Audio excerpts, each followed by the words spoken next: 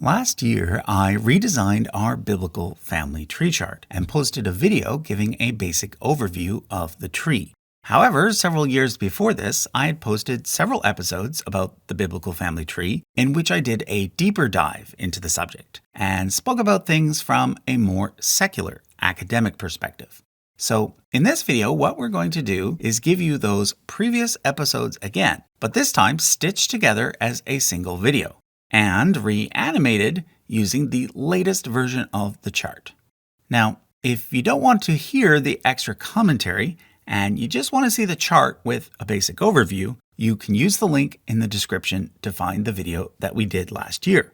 But if you want to hear what scholars think about the Bible and find out which parts are myth and legend and which parts are history, keep watching because we're going to dive into it right now. According to the book of Genesis, the first two humans were named Adam and Eve, and they were created directly by God.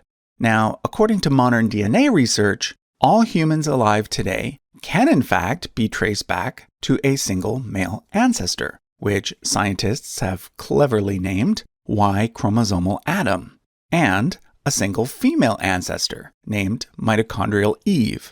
But keep in mind that these two DNA ancestors are very different from the Adam and Eve from the biblical story. For one thing, Y chromosomal Adam probably did not live at the same time as mitochondrial Eve. And even if, by some strange coincidence, the science showed that they did live at the exact same time, they were likely not a couple, and they certainly would not have been the only two Homo sapiens on Earth. Instead, they were simply the male whose Y chromosomal DNA ended up beating out everyone else's, and the female whose mitochondrial DNA ended up beating out everyone else's. I hope to cover the science behind all of this in a separate video sometime next year. But back to the Bible. According to the biblical account, Adam and Eve were a couple, and initially the only two humans on Earth. Eventually, though, after getting kicked out of the Garden of Eden, they had two sons named Cain and Abel. Cain was a farmer, and Abel was a shepherd. But one day, Cain ended up killing his brother Abel out of jealousy. Now, considering that the Israelites were originally pastoralists like the good son Abel was, this story may actually have a basis in some sort of historical conflict between the Israelites and some nearby agriculturalists. But as I explained in the earlier video in this series, the biblical writers were more interested in making theological points than they were about simply recording exact historical details. Anyway, Adam and Eve went on to have a third son named Seth, as well as a bunch of other children. It is from Seth's line that we eventually get the next major character in the Bible, Noah. But before I go on, I want to point out that both Cain's line and Seth's line are recorded in the Bible and that they have some interesting similarities. Both contain a series of 6 names that are almost identical, except for one small swap and several alternate spellings. So one possibility is that both genealogies share a common origin. In other words, maybe there was originally one list of ancestors that was passed down orally, but over the centuries, people in one area remembered the names in a slightly different way, and eventually it developed into a parallel tradition. Then, at some later point, editors combined the two traditions and made it seem like they were separate genealogies. This is not the only example of parallel accounts in the first 5 books of the Bible. In fact, there are lots of them, indicating that these books were pieced together from multiple sources and tradition. Again, this is a topic that I hope to cover in a separate video sometime next year. For now, let's return to the family tree. Noah is the guy who built the large boat called the Ark and filled it with a bunch of animals. This is because God decided to destroy the earth in a flood and then start all over again with Noah and his family, who were the only survivors. Now, as many commenters pointed out in previous videos, Flood stories are a common theme found in cultures throughout the world. This seems to indicate that there may have been some sort of major flood event that was retained in humanity's collective memory, or perhaps there was just a bunch of smaller events. According to the Bible, Noah had 3 sons, and therefore everyone alive on earth today would be a descendant of either Shem, Ham, or Japheth. This is where the idea of there being 3 distinct human races comes from, usually named white, black, and yellow. But let me emphasize strongly, this idea is not true. Modern DNA research shows us that we can divide people into hundreds of different ethnicities based on regional genetic variation. But there is no genetic marker that allows us to then take those ethnicities and group them together into just a handful of categories called races. The closest thing would be to group ethnicities by continent, but even there, the categories would overlap quite a bit, and they would not line up very nicely with continental lines. But the authors of the Bible did not have knowledge of DNA or historical migration patterns. So according to them, the various nations of the earth that they were familiar with could in fact be explained using a simple family tree. And that's what the next part of the biblical family tree is, a family tree of nations. Shem had 5 sons, Ham had 4, and Japheth had 7. So in total, Noah had 16 grandsons. In most cases, the names of those 16 grandsons match perfectly with the names of nations that existed in the Middle East during the time when the Bible was written. So on this map are 5 sons of Shem, shown in red, 4 sons of Ham, shown in yellow, and 7 sons of Japheth, shown in blue. Let's look at Ham first. From this map, it's clear that Ham was primarily associated with Africa. In fact, up until recently, the term Hamitic was still used to refer to language groups from North Africa. Nowadays, the term Afro-Asiatic is used instead. The most important Hamitic nation was Mitzrayim. This was and is the Hebrew word for Egypt, but it was also the ancient Babylonian word for Egypt. So keep in mind that most of these names are not the names of people. They are quite clearly place names, Canaan and Cush being 2 more good examples. Turning our attention to the red section representing the descendants of Shem, there are also several recognizable place names here too. Aram being an ancient name for Syria, Asher being an alternate name for Assyria, and Elam being a nation that existed on the Iranian plateau prior to the rise of Persia. The only one that stands out as being a personal name rather than a place name is Arphaxad, which, as we'll see, is the person from whom Abraham, from Ur of the Chaldeans, descended. I should also point out that it is from the name Shem, ancestor of all these red areas, that we get the term Semitic and anti-Semitic. Finally, let's talk about Japheth, shown in blue. These names are more obscure and uncertain, as they are all names given to places much farther away from the land of Israel. Javan is usually associated with the Greeks, and Madai with the Medes. But when it comes to the other 5, it's mostly guesswork. During the medieval period, it was thought that some of these nations, in particular Gomer, spread into Europe. So when it comes to the 3 sons of Noah, very roughly, you could say that Ham represented Africa, Shem represented West Asia, and Japheth represented Europe. And this is exactly what certain medieval Christian thinkers promoted, which in turn led to the idea of 3 races, which unfortunately was used to promote a heck of a lot of racism.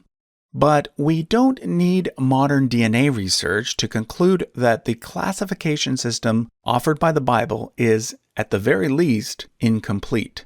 You'll notice that the people living in India, China, Australia, the Americas, Sub-Saharan Africa, etc., were not included in this classification system. That's simply because the biblical writers weren't aware that those people even existed. What they were doing was simply painting a picture of the world as they knew it.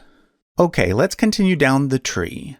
Arphaxad had a grandson named Eber, and this is probably where the term Hebrew comes from.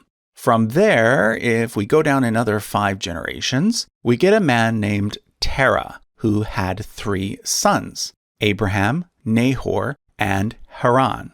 Of these 3, Abraham was by far the most important. In fact, the book of Genesis is really a book about Abraham, his son Isaac, and Isaac's son Jacob, together known as the 3 patriarchs. Everything in the Bible that comes before Abraham, like the Adam and Eve story and the flood story, is really just a prologue. Abraham is said to be the father of 3 major world religions: Judaism, Christianity, and Islam. And it is because of this that these religions are often called the Abrahamic religions. So let's look at his family tree. Abraham was married to his half-sister Sarah, but Sarah had difficulty having children, so Abraham married her handmaid Hagar as well, who was Egyptian, and had a son by her named Ishmael. But as the story goes, God promised that Sarah would miraculously have a child in her old age, and indeed she did, naming the child Isaac. Shortly thereafter, Hagar gets banished and winds up in Arabia, where, according to Islamic tradition, Ishmael became the ancestor of the northern Arabic tribes. A lot of people forget this, but Abraham actually had a 3rd wife as well, named Keturah.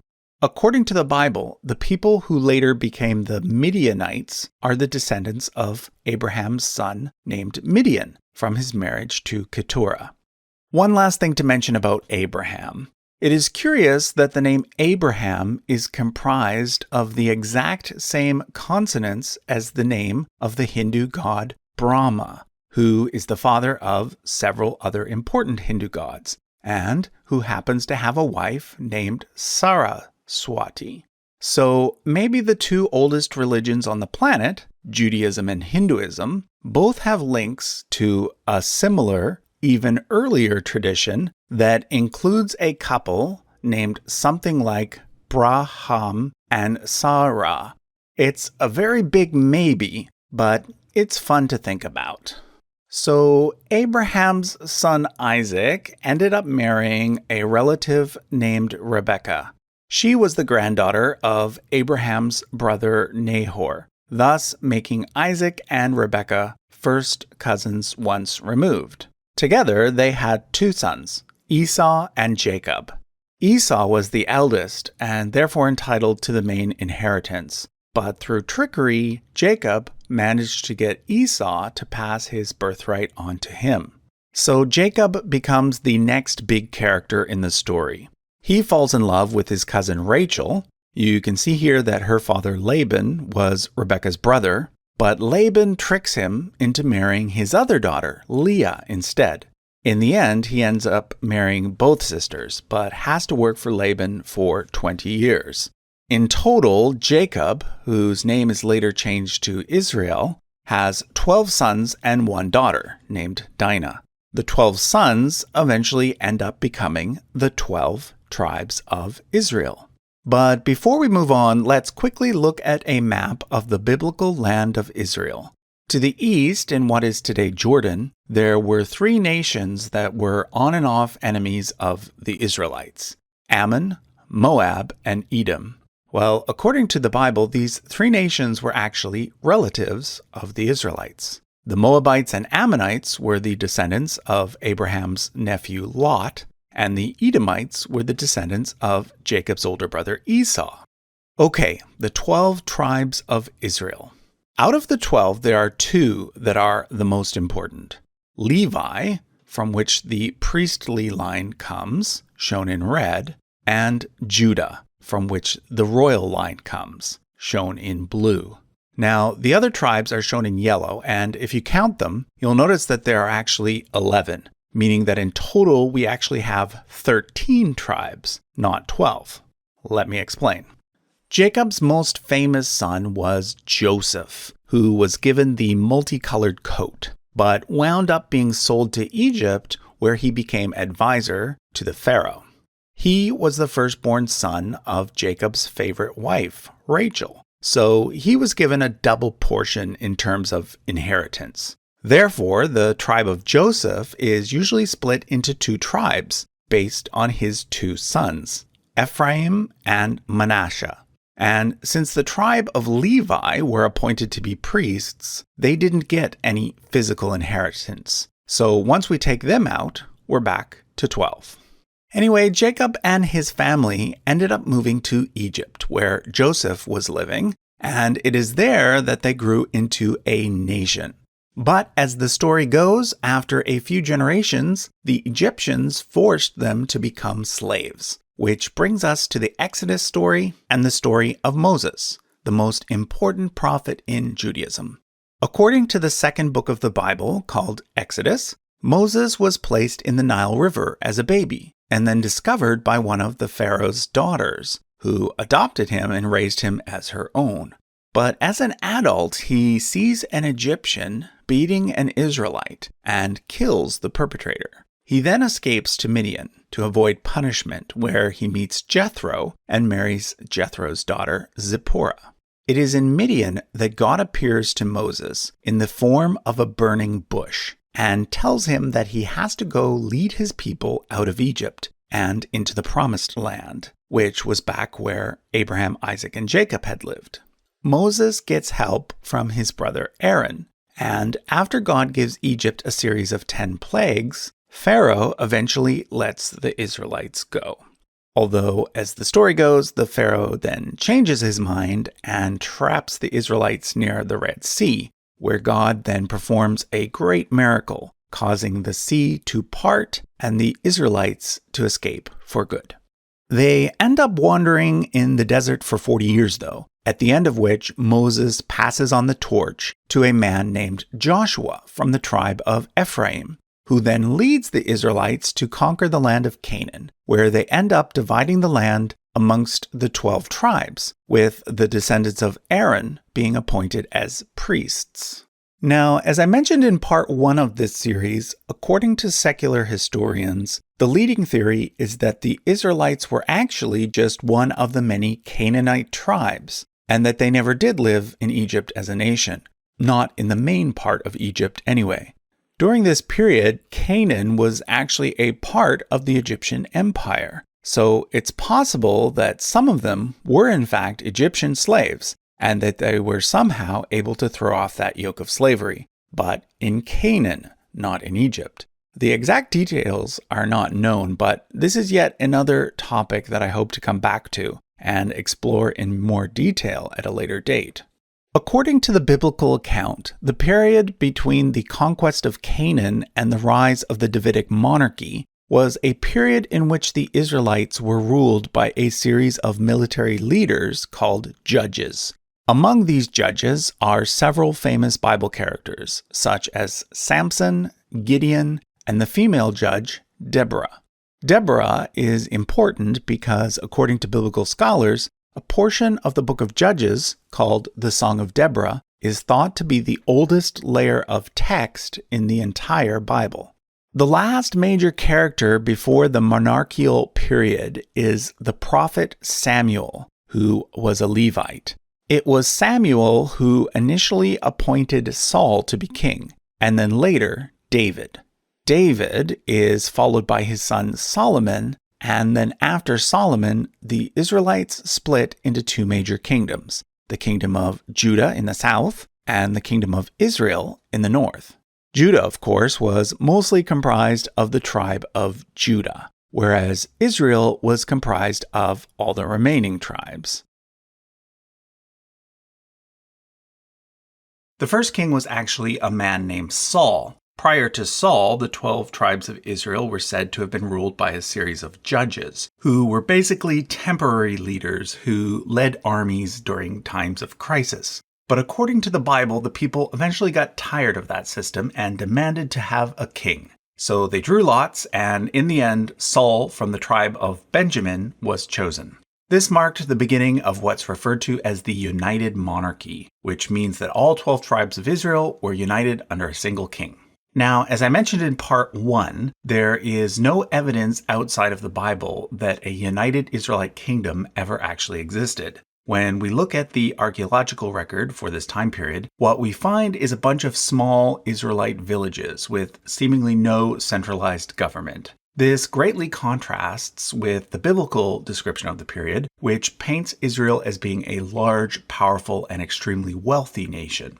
So the most likely conclusion is that these first few kings are more legendary than historical. This means that they likely did exist, but were perhaps more akin to local tribal chieftains than mighty kings, and that the Bible exaggerates their power. With that said, let's continue the story.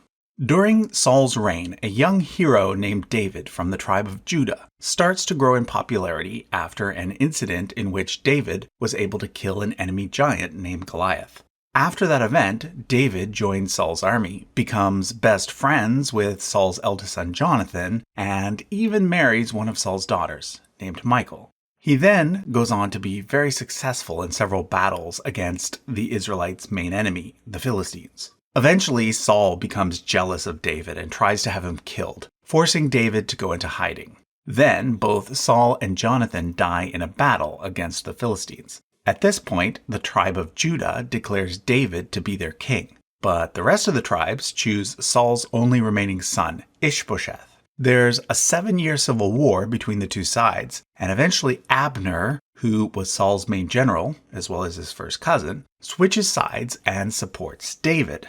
Soon thereafter, Ishbosheth is killed by his own men, and David becomes king of all Israel. He makes Jerusalem his capital, and in total he reigns 40 years. So let's now look at David's tree in more detail. David was the youngest son of a man named Jesse, who in turn was the son of Obed. And Obed was the son of Boaz and Ruth, the two main characters from the book of Ruth. So basically, Ruth was David's great-grandmother. I'd also like to point out David's nephew Joab, who was the son of one of his sisters. He becomes David's main general, and features quite prominently in the story of David's life.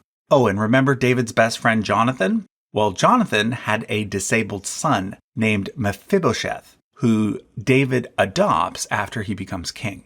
Now, I've already mentioned that David married one of Saul's daughters, but he also married 7 other women and had at least 18 children. His firstborn son and heir was named Amnon, but there's a story in the Bible in which Amnon rapes his half-sister Tamar, who was the full sister of Absalom. Absalom seeks revenge and has Amnon killed. Later, Absalom instigates a coup against his father David and tries to take the throne. But following a battle, Absalom gets his long, beautiful hair stuck in the branches of a tree.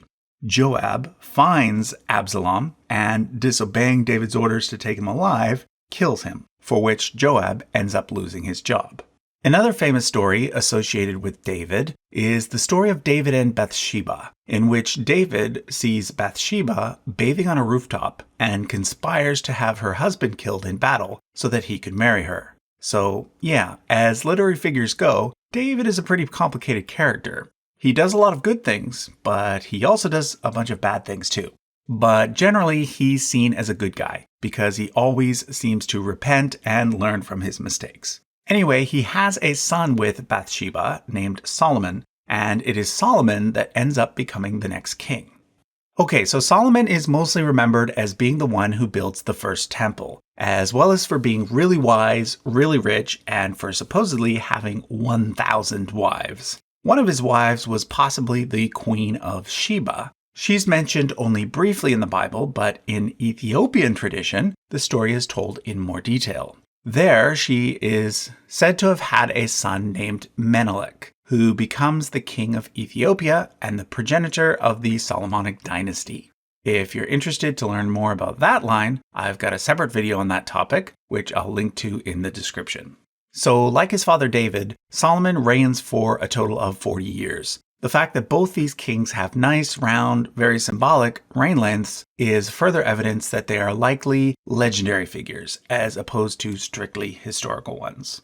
So, after the reign of Solomon, the kingdom splits in two. The tribes of Judah and Benjamin in the south continue to be ruled by the house of David in Jerusalem and are known as the Kingdom of Judah, whereas in the north, the 10 remaining tribes declare independence and become known as the Kingdom of Israel. Their first king is a man named Jeroboam, who was from the tribe of Ephraim, which was the largest of the 12 tribes. Let's look at the Kingdom of Israel first, and then we'll go back and look at the Kingdom of Judah second. So in Israel, we get several ruling dynasties. Jeroboam is followed by his son Nadab, but 2 years into his reign, Nadab is killed by one of his army captains named Baasha, and Baasha becomes king instead. Baasha was from the tribe of Issachar.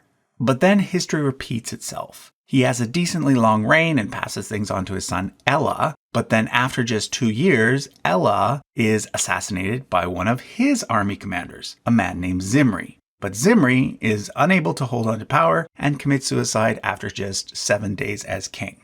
At this point, there's a civil war. Some of the people support Tibni, who was probably a relative of Zimri, but others support Omri, who was likely from the tribe of Issachar, like Baasha and Elah.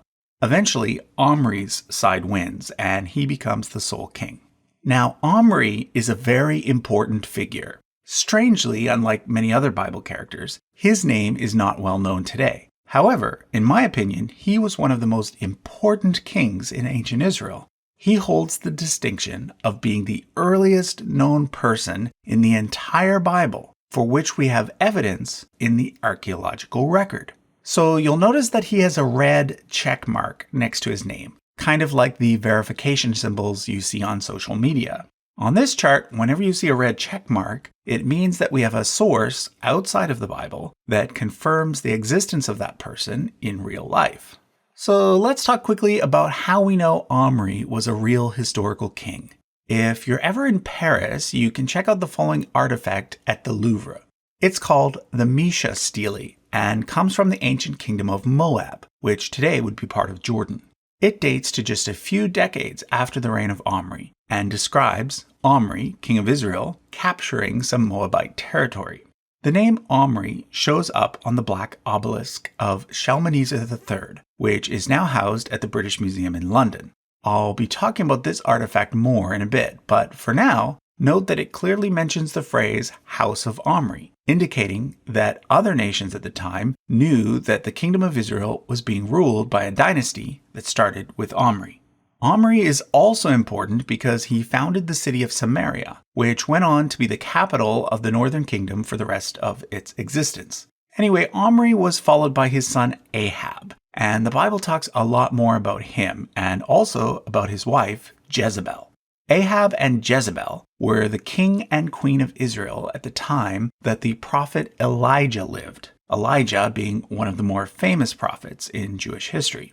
The Bible paints Ahab as being a very wicked king, influenced strongly by his wife Jezebel, who was a Phoenician and thus not an Israelite. From a literary point of view, Jezebel is an interesting figure because in most cases she is portrayed as the ultimate evil seductress. But on the other hand, those who see the evil seductress trope as being a dangerous stereotype and an attempt to discredit strong, confident women, Jezebel has actually become somewhat of a feminist icon. Anyway, we do not have any corroborating evidence for the existence of Jezebel. But we do have mention of her father and brother in a now lost history of Tyre that was quoted by Josephus. Her brother, Baal-Esser II, was supposedly the grandfather of the legendary queen Dido, who is said to have founded the city of Carthage. So that's an interesting link there. One thing to keep in mind about the biblical account of the Northern Kingdom is that it was primarily written and edited much later by scribes from the Southern Kingdom. So there's an obvious bias toward the monotheistic religion that developed at Jerusalem and that went on to evolve into what's called Second Temple Judaism, which in turn led to the development of the better known Rabbinical Judaism, as well as Christianity and Islam. So basically, from the Southern Kingdom's perspective, the Northern Kingdom was seen as being disobedient to the one true God, Hashem. Ahab and Jezebel were famous for promoting the worship of the god Baal instead. So whenever something went wrong, the southerners blamed it on the fact that the northerners worshipped the wrong god or gods. Ahab has a red checkmark because he shows up in a set of Assyrian monuments, known as the Kirk monoliths, currently located at the British Museum. In those inscriptions, the Assyrian king Shalmaneser III claims that he defeated 2,000 chariots and 10,000 soldiers of Ahab the Israelite. According to the Bible, he's killed during a war with the kingdom of Judah, and is followed by his sons Ahaziah and Jehoram. Jehoram's name appears on an artifact known as the Tel Dan Stele, which was discovered in the 1990s and currently is housed in the Israel Museum in Jerusalem. That inscription confirms a story told in the Bible in which Jehoram, king of Israel, and Ahaziah, king of Judah, are defeated by Hazael, king of Aram Damascus.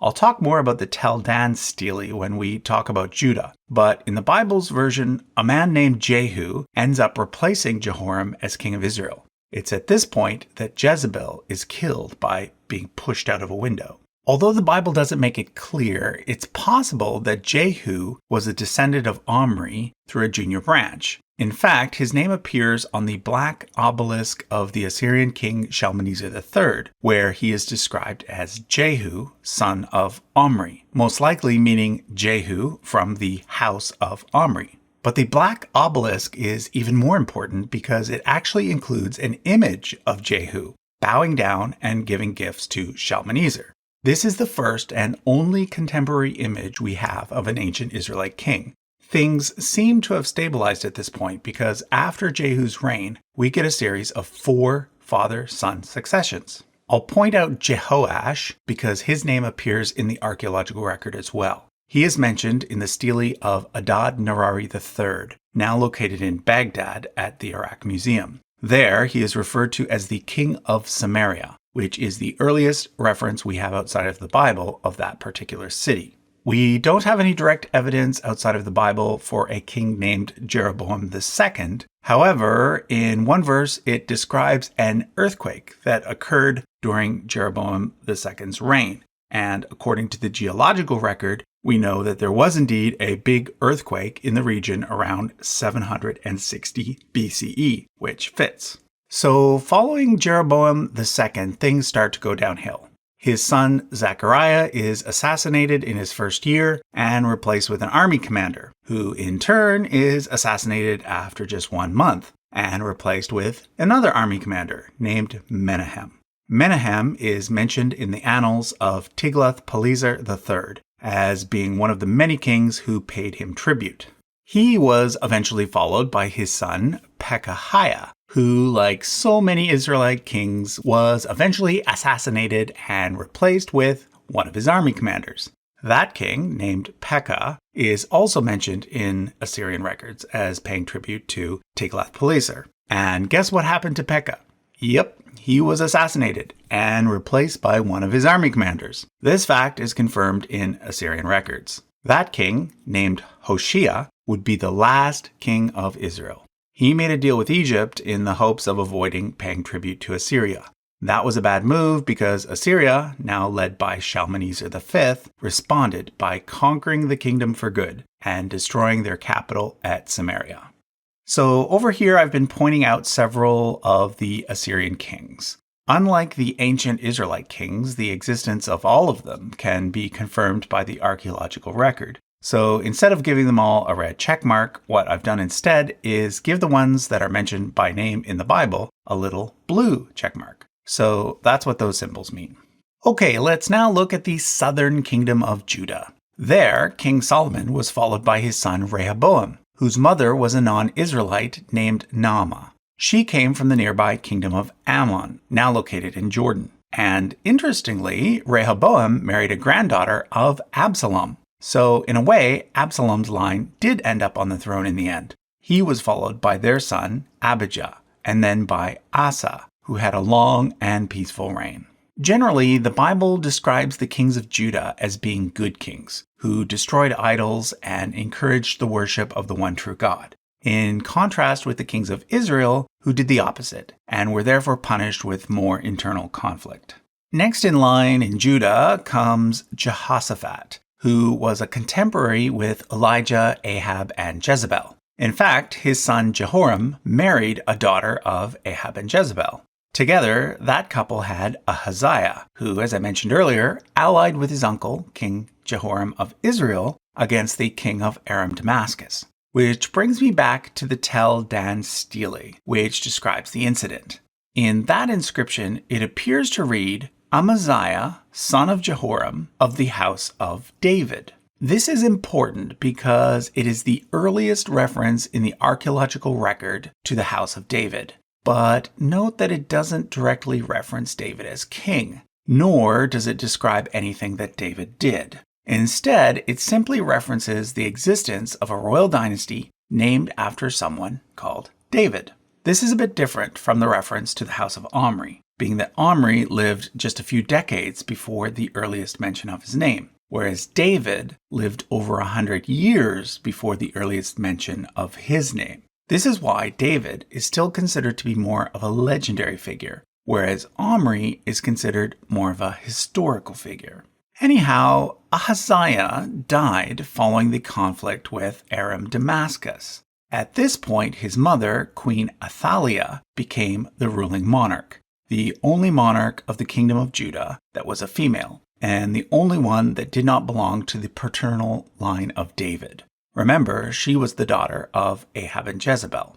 She proceeded to kill all the possible claimants to the throne of Judah, but she missed one because, unbeknownst to her, a relative smuggled away and hid one of Ahaziah's sons, who was just a baby at the time.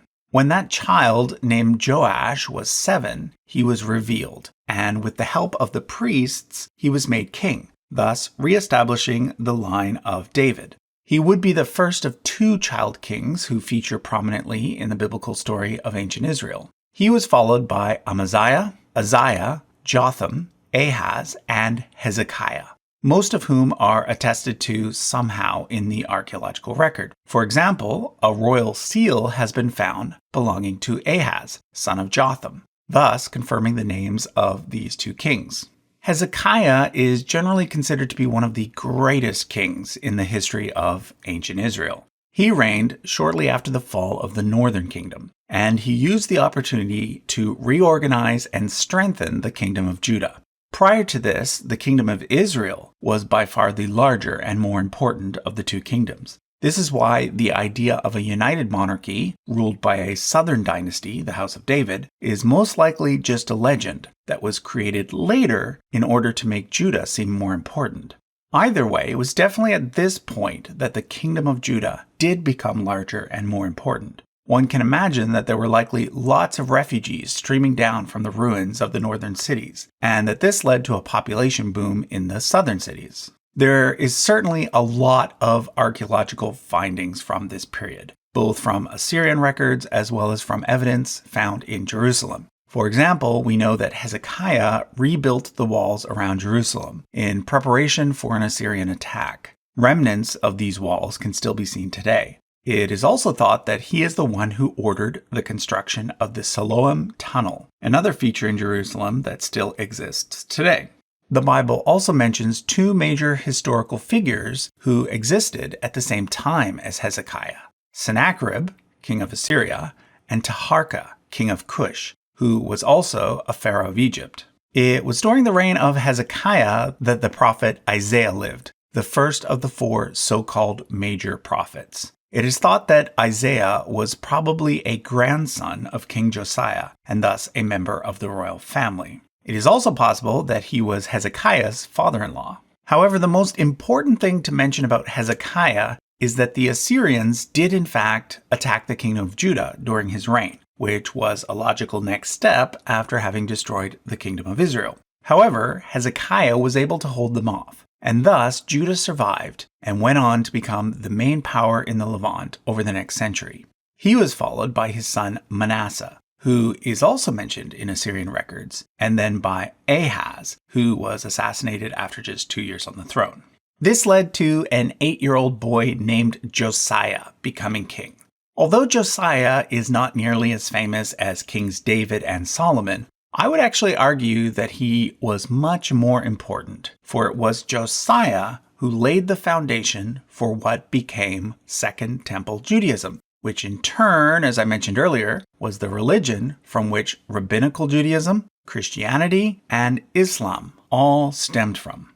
Biblical scholars have concluded that it was during the reign of Josiah that the original parts of the book of Deuteronomy were written. And some scholars even believe that this core part of Deuteronomy was actually the earliest part of the Bible to be written.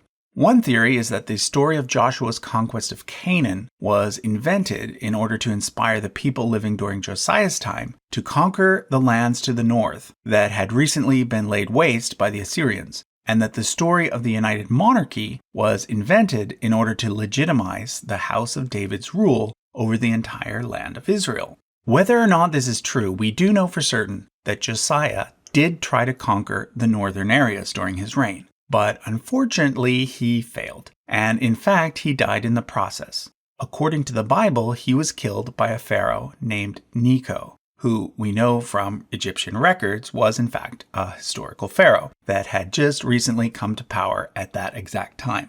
After the death of Josiah, Judah started to decline rapidly.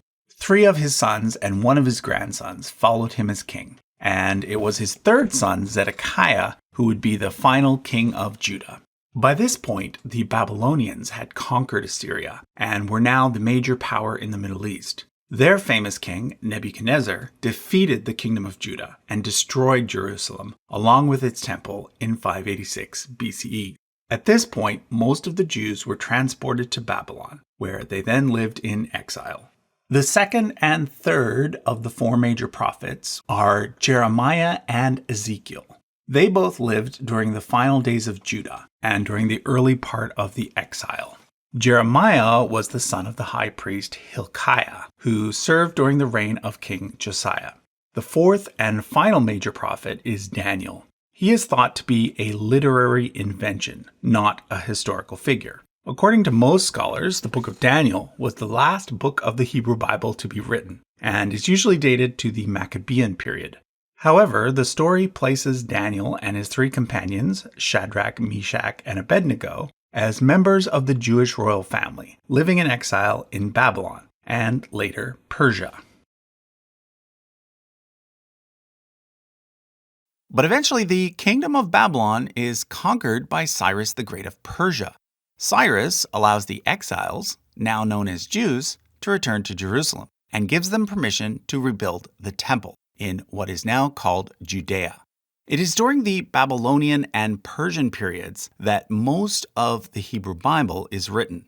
On the bottom right of the chart, you'll find a timeline that shows when each book was most likely written, according to modern critical scholarship. Going back to the family tree, the governor of the first wave of returnees is Sheshbazzar, the son of King Jeconiah, and the first high priest of the Second Temple is Joshua, grandson of Sariah. The Bible also mentions a governor named Zerubbabel, who leads the second wave. He is either the son of Shealtiel or Pedaiah, both sons of Jeconiah. I'll come back to him a bit later when discussing the ancestors of Jesus.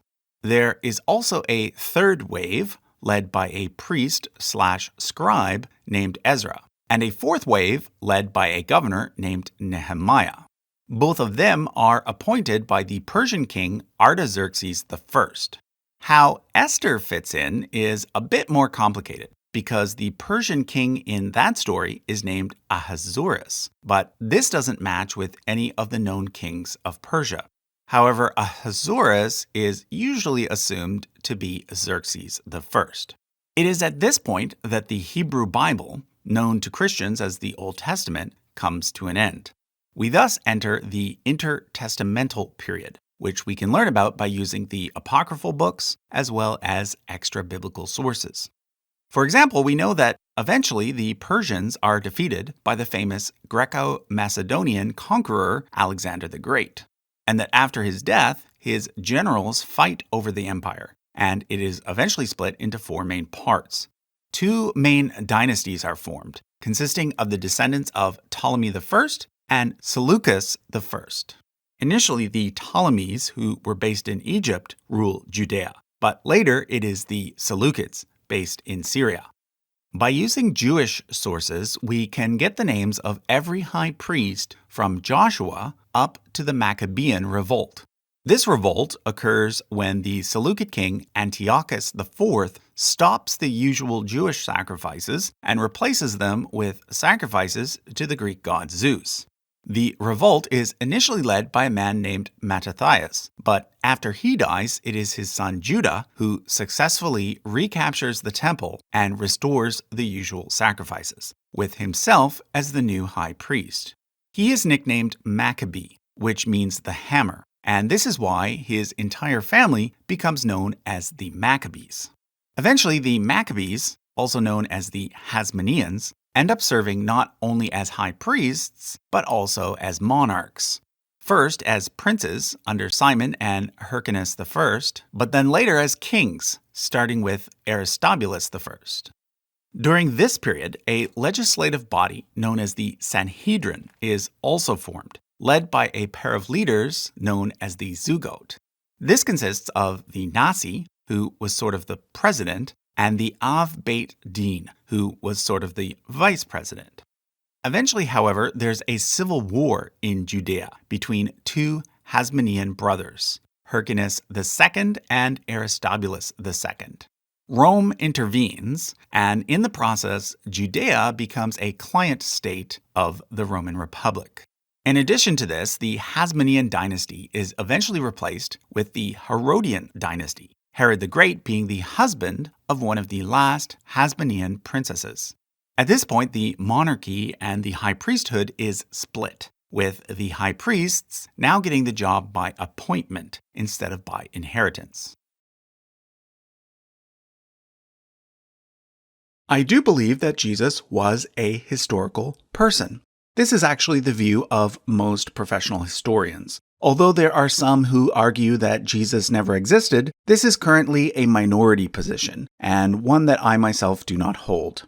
That said, I should point out that there is in fact very little information available about Jesus and his family, outside of the New Testament and other early Christian sources. And even within those sources, the information is often unclear.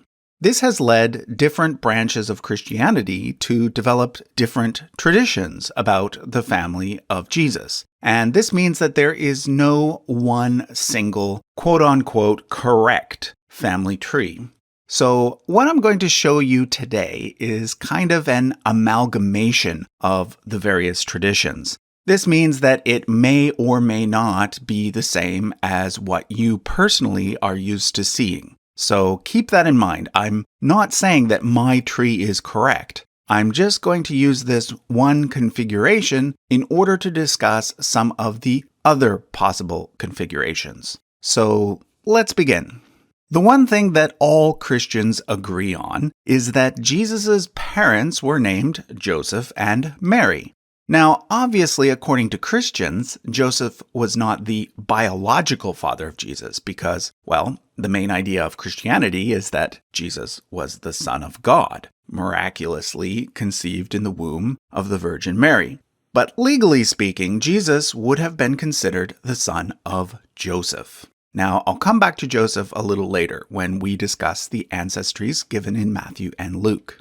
In addition to his parents, the New Testament also mentions siblings. In Matthew chapter 13, verses 55 and 56, it says, "Isn't this the carpenter's son? Isn't his mother's name Mary? And aren't his brothers James, Joseph, Simon, and Judas? Aren't all his sisters with us? Where then did this man get all these things?" So first of all, this is where we learn that Joseph was a carpenter. But this is also where we learn that Jesus had both brothers and sisters. Now, the sisters are not named, but the brothers are. And it would appear that there were 4 of them: James, Joseph, Simon, and Judas. And this is where different branches of Christianity start to disagree. According to some Christians, These 4 individuals were in fact the literal brothers of Jesus, i.e., children born to Mary sometime after the birth of Jesus. Remember, Mary was a virgin when Jesus was born, so these would have to be younger brothers. They would also technically be half-brothers, being that Jesus was the Son of God and they were not. However, there are a few other possibilities.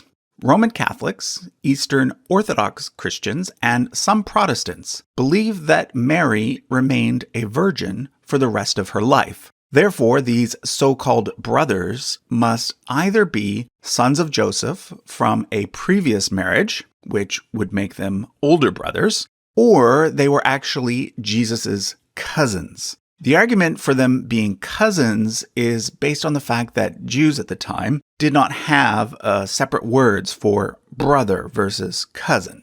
Any male relative of a similar age was simply your brother. Sometimes, like today, even a non-relative with whom you are really close is called your brother. For the sake of this chart, I'm going to go with the cousin theory. And I'm going to assume that they were cousins from Mary's side of the family, not Joseph's. This is because in the gospel accounts, Joseph seems to disappear from the story by the time Jesus reaches adulthood. Yet Jesus remains close to his mother and several other women who seem to have been his maternal aunts. Now, speaking of women that Jesus was close to, let's take a moment to talk about the Marys. And yes, notice that I just said Marys, plural, not Mary, singular. I've already mentioned Mary, the mother of Jesus, but that Mary is not the only Mary mentioned in the New Testament. In fact, there are at least 3 Marys and perhaps as many as 6. So let's take a moment to sort them out. I'm going to start with John chapter 19, verse 25. There we read, "Near the cross of Jesus stood his mother's sister, Mary the wife of Clopas, and Mary Magdalene." So from this verse, it's clear that there were at least 3 separate people named Mary. Although the verse doesn't mention it, we know that the mother of Jesus was named Mary. Then we get at least 2 more. Mary the wife of Clopas, who, according to the grammar of the sentence, seems to be Jesus' aunt, and someone called Mary Magdalene. So, 3 Marys. But things get a bit confusing when we look at the same part of the story in the other gospel accounts. Matthew also mentions 3 women at the crucifixion. In his version, in Matthew 27, verses 55 and 56, we read, "Many women were there, watching from a distance. Among them were Mary Magdalene, Mary the mother of James and Joseph, and the mother of Zebedee's sons." So here there is no mention of Jesus' mother, but we do get Mary Magdalene again, as well as someone who is referred to as Mary, the mother of James and Joseph. According to many scholars, the assumption is that this Mary is the same Mary as Mary, the wife of Clopas. So if this is true, it is confirmation that Jesus did indeed have 2 cousins named James and Joseph. Finally, we get a third person who is simply referred to as the mother of Zebedee's sons. Now, we know from other parts of the New Testament that the sons of Zebedee were James and John, 2 of the original 12 disciples. Okay, now let's look at the Gospel of Mark. In that version of the story, in Mark 15, verse 40, we read, "Some women were watching from a distance. Among them were Mary Magdalene, Mary, the mother of James the Younger and of Joseph, and Salome." So here it seems that we have the same 3 women mentioned by Matthew, but we get a few more pieces of information. First, we learn that James, the cousin of Jesus, had a nickname. He was called the Younger. This was probably to distinguish him from James the son of Zebedee, who is called James the Elder. In later tradition, the terms James the Less and James the Great were used, but keep in mind that these terms do not refer to importance. From Mark, we also learn that the mother of the 2 sons of Zebedee was named Salome. And according to tradition, her full name was actually Mary Salome. So this gives us 4 different Marys in total. Now, there's one more gospel, the Gospel of Luke, but unfortunately, Luke does not name the women at the cross. However, he does include a story not given in the other Gospels about 2 women named Mary and Martha who lived in a town called Bethany. So this is possibly a 5th Mary. However, according to tradition, Mary of Bethany was the same person as Mary Magdalene. So that once again leaves us with 4. Let's now return to the tree. We can now fill in the name of Mary's sister and her husband. I'll also add Mary Salome off to the side, as well as her husband Zebedee and her 2 sons James and John. I'll also add Mary Magdalene and her sister Martha. From other verses in the Gospels, we know that Mary and Martha had a brother named Lazarus, whom Jesus raised from the dead. So I'll add him as well. Okay, let's now focus a bit more on Jesus's cousins. To do this, let's talk about the 12 disciples, later known as the 12 apostles. Simon Peter is always mentioned first, along with his brother Andrew. This is because Peter ended up becoming the leader of the Jesus movement after Jesus' death. In fact, Catholics consider him to have been the first pope. After Peter and Andrew come James and John, the sons of Zebedee. As I've already mentioned, this James became known as James the Great. We then get Philip, Bartholomew, also known as Nathaniel, Thomas, and Matthew. Finally, we get another James, mentioned as being the son of Alphaeus, in order to distinguish him from James, the son of Zebedee. Then Thaddeus, who was also called Judas, Simon, nicknamed the Zealot, and last of all, Judas Iscariot. He comes last because he's the one who famously betrayed Jesus. He's the only one of the 12 who didn't become an apostle. He was later replaced by a man named Matthias. Now, here's the interesting thing. The last 3 names before Judas Iscariot match 3 of the names of Jesus' cousins. And according to some scholars, the name Alphaeus is an alternative version of the name Clopas. So, according to several branches of Christianity, these 3 disciples were in fact the cousins of Jesus. What happened to Joseph, the 4th cousin, we do not know. But the fact that these 3 are always listed last in the lists of the disciples, other than Judas Iscariot, of course, I think is further evidence that they were in fact the cousins of Jesus. It's likely that the early Christians were being careful not to give them any special treatment. So let me tell you a bit more about them. Not only was James the Less one of the 12 apostles, he was also one of the main leaders of the early church. In fact, some branches of Christianity call him the first bishop of Jerusalem. He is also thought to have written one of the books in the New Testament, the one called James. Simon is notable in that he is thought to have taken over the leadership of the Jerusalem church after the death of James, and is thus considered by some to have been the second bishop there. Finally, Judas is traditionally thought to be the author of the New Testament book of Jude. While we're at it, let's talk about the sons of Zebedee as well. According to legend, James the Great traveled to Spain and then reappeared there centuries later to help fight against the Muslim invaders. For these reasons, he is considered to be the patron saint of Spain. His brother John, however, is perhaps more well known. He is thought by many to be the author of the Gospel of John, who is also known as the disciple whom Jesus loved, as well as the author of 3 letters named 1st, 2nd, and 3rd John, and the book of Revelation. Now remember, I'm just presenting one view among many, and one that is based entirely on tradition, not on historical evidence. There are other scholars who, for example, would say that John of Patmos, who wrote Revelation, was probably a totally different John than this John. And others who think that there were possibly 3 or 4 different people named James, not just 2. So let me say it again. There is no one quote-unquote correct way to look at all of this. All right, we're not done yet.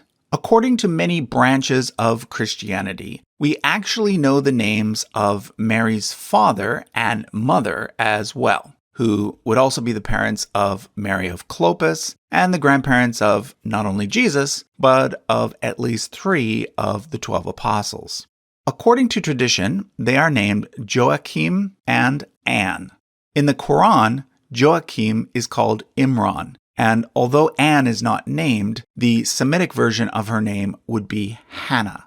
Now, in the Middle Ages, a tradition developed that considered Mary Salome to be the daughter of Anne as well. In some versions, the 3 Marys had 3 different fathers, but in other versions, they were all the daughters of Joachim and Anne.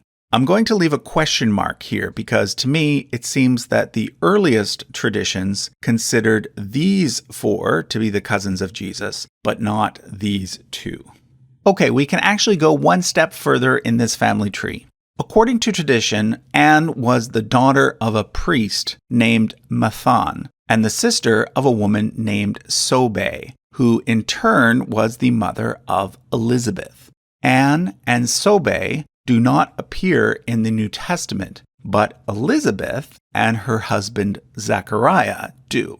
According to the Gospel of Luke, Elizabeth was a close relative of Mary, the mother of Jesus, and the 2 women were pregnant at the same time. Mary, of course, had Jesus, and Elizabeth had John the Baptist. And this John was definitely a different John from the John who wrote the Gospel of John. According to Christianity, John the Baptist was sort of a forerunner for Jesus and prepared the way for him. But according to the New Testament, he was killed by Herod Antipas prior to the death of Jesus. As the story goes, his head was delivered to Antipas on a plate at the bequest of his wife and niece, Herodias. At this point, let's return to Joseph, the father of Jesus. The problem here is that the New Testament gives us 2 conflicting genealogies for Joseph. In Matthew, Joseph is said to be the son of Jacob, who in turn was the son of Mathan. However, in Luke, Joseph is said to be the son of Heli, the son of Mathat. Now, interestingly, in both cases, the name of Joseph's grandfather is similar.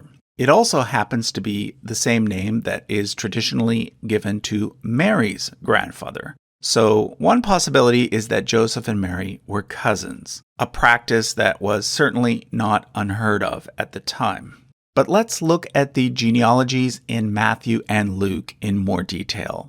On this chart, I have 3 columns. The left column is the genealogy given in the Gospel of Matthew, which traces a direct line from Abraham to Jesus. The middle column is the genealogy given in the Gospel of Luke, which traces a direct line all the way from Adam to Jesus. Finally, the right column is a genealogy based on the Hebrew Bible, known to Christians as the Old Testament. Obviously, this one doesn't include Jesus, but it does cover everything from Adam to a man named Zerubbabel. So let's start at the top. From Adam to Abraham, we can only compare Luke and the Hebrew Bible. And what we find is that the genealogy is exactly the same, with one exception. Curiously, Luke includes an extra generation. A man named Canaan is placed between Arphaxad and Shelah. Once we get to Abraham, we can compare all 3 genealogies. And up until King David, all 3 are exactly the same. Except, once again, Luke adds an extra generation. In place of Ram, we get 2 names, Arni and Admin. But when we get to King David, this is where the accounts in Matthew and Luke start to diverge. Matthew continues with Solomon, and his list pretty much matches up with the royal line of Judah as described in the Hebrew Bible. The only difference is that he leaves out 4 names: Ahaziah, Joash, Amaziah, and Jehoiakim. One possible reason for this is that these 4 kings were said to have been particularly evil. In contrast, Luke continues his list with an obscure son of David known as Nathan. He then goes on to list a bunch of names that do not match with any known genealogy in the Bible or anywhere else. But then, curiously, something strange occurs. 2 names on his list suddenly match up with 2 of the names found on both Matthew's list and the list from the Hebrew Bible: Shealtiel and Zerubbabel. Now, it's possible that this could be just a coincidence, and that Luke's Shealtiel and Zerubbabel are totally different people. But because of their placement in time on the lists and the importance of these 2 individuals in Jewish history, it does seem that Luke is referring to the same 2 people. But from this point, Matthew and Luke diverge again. And now, neither list can be compared to the Hebrew Bible, because the main story in the Hebrew Bible ends around the time of Zerubbabel. The obvious difference between the last set of names on Matthew's list and the last set of names on Luke's list is that Luke's includes about twice as many names. So the assumption is that Matthew must have left out some generations here and there. After all, we already know that he did this earlier. The adding and skipping of generations is probably related to the fact that both Matthew and Luke were aiming to come up with particular sets of numbers. In Matthew, the entire genealogy can be divided into 3 sets of 14. 14 being 2 times 7, and we know that 7 was and is a particularly important number for Jews. In Luke, the entire genealogy adds up to exactly 77 names. Again, the whole thing is centered on the number 7. But the big question is, how can there be 2 different sets of names between Zerubbabel and Joseph? Well, the most common explanation is that one of these lists is actually showing Jesus' maternal line. In other words, the line of Mary, even though they both say Joseph. Most Christian scholars say that Matthew covers Joseph's line and Luke covers Mary's line, although I have seen some scholars who argue for the reverse. There are even some attempts out there to reconcile the 2 lists by adding in things like second marriages and stepchildren. But to me, I don't think that's necessary. Personally, I think there is a simpler solution, but please note that at this point, I am strictly stating my own opinion. I think the reason why the 2 genealogies don't match is that neither of them are genuine. In other words, I think that both Matthew and Luke made up the final parts of their genealogies basically from scratch. Now, as I said at the beginning of this video, I am not a Christian. But even if I were, I don't think the fact that they made up genealogies would necessarily be a problem. It's clear that both genealogies have several poetic, symbolic elements. For example, I've already talked about the numerology, but there's more. There's some very slight spelling changes in Matthew's account. For example, he changes Asa to Asaph and Amon to Amos. Asaph was a writer of Psalms, and Amos was one of the prophets. So this would appear to be a nod to the prophets and the writings, the 2 sections of the Hebrew Bible that, together with the Torah, make up the Tanakh. He also specifically mentions 4 women, all 4 of whom were probably non-Israelites. So that's a little nod to the Gentiles. As I said at the very beginning of this series, the purpose of the Bible is to make theological points, not to record literal history. And I think this goes for certain sections of the Gospels as well. Yes, the Gospel writers certainly believed that Jesus was the Son of God. And yes, they certainly believed that as the Jewish Messiah, he was the literal descendant of King David. but I don't think that the exact specifics matter to them as much as they matter to us in our very detailed-oriented modern minds today. Again, this is just my opinion, but please understand that the Bible can be understood in different ways. And just because someone understands it differently than you, it doesn't necessarily mean that they are non-religious. Okay, so that wraps up the family tree of Jesus, as well as the complete series that I've been doing on biblical genealogy. Thanks for watching.